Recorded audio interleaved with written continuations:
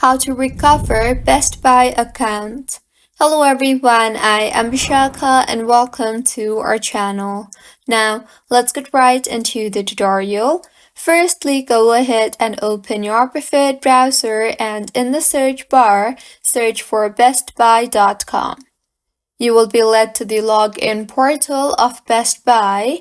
Here, tap on the Forgot Your Password option. You will further be asked to enter your email address. So go ahead and enter your email address and tap on the Continue button. You will then be shown with two options, that is, you can either request for a sign-in link or you can reset your password. Choose the most appropriate option for you. I will select Reset Password. You will then be asked on how would you like to receive the reset password verification code.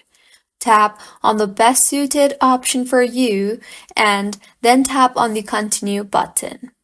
I will tap on email. You will then be sent the code. So since I requested a code through email, I will open my inbox and check for the mail from Best Buy, and as you can see, the code is here.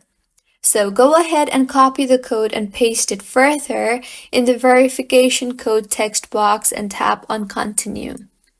You will then be asked to set a new password, so go ahead and enter your new password and make sure to meet the password requirements shown on the screen.